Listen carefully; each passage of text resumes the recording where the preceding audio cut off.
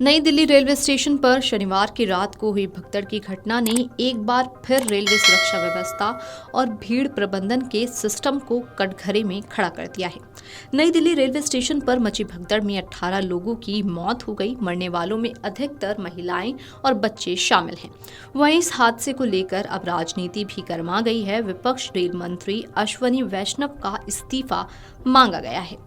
हालांकि हिंदुस्तान आवाम मोर्चा के राष्ट्रीय अध्यक्ष और केंद्रीय मंत्री जीतन राम मांझी ने अश्वनी वैष्णव का बचाव करते हुए बड़ा बयान दिया। इसके साथ ही उन्होंने विपक्ष पर भी निशाना साधा।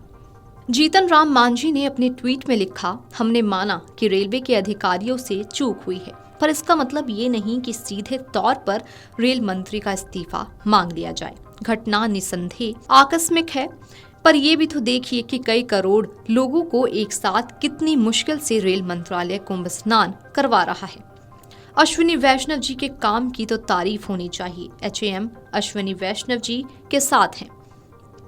बता दें कि नई दिल्ली रेलवे स्टेशन पर शनिवार रात हुई भगदड़ में 18 मौतों के बाद कांग्रेस ने रेल मंत्री अश्विनी वैष्णव का इस्तीफा मांगा। कांग्रेस का आरोप है कि जब देश के एक रेलवे स्टेशन पर महिलाएं और बच्चे भीड़ में दबकर मर गए थे, तब अश्विनी वैष्णव ये खबर दबाने और मौत को छिपाने में लगे थे। कांग्रेस नेता सुप्रिया श्रीनेत ने पत्रकारों से बात करते हुए कहा कि रेल मंत्री को इस हादसे की जिम्मेदारी लेते हुए अपने पद से तत्काल इस्तीफा देना चाहिए या फिर सरकार को उन्हें बर्खास्त करना चाहिए।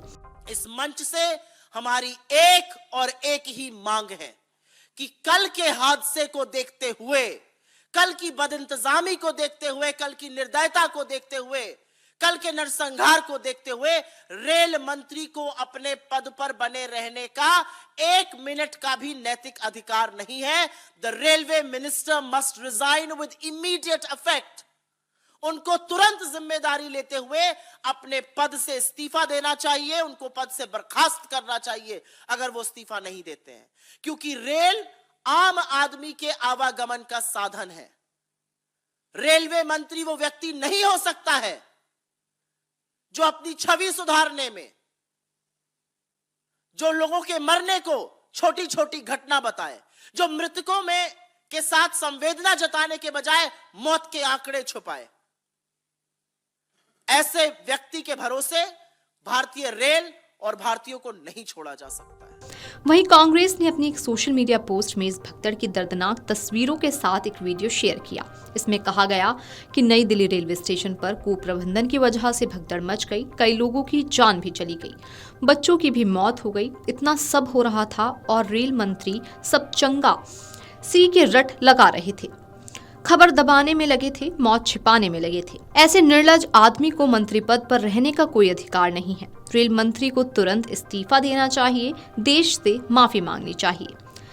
लोकसभा में विपक्ष के नेता कांग्रेस लीडर राहुल गांधी ने सोशल मीडिया प्लेटफॉर्म एक्स पर लिखा, नई दिल्ली रेलवे स्टेशन पर भगदड़ मचने से कई लोगों की मृत्यु और कईयों के घायल होने की खबर अत्यंत दुखद और व्यथित करने वाली है। शोकाकुल परिवारों के प्रति अपनी गहरी संवेदनाएं व्यक्त करता हूं और घायलों के शीघ्र स्वस्थ होने की भी आशा करता हूं।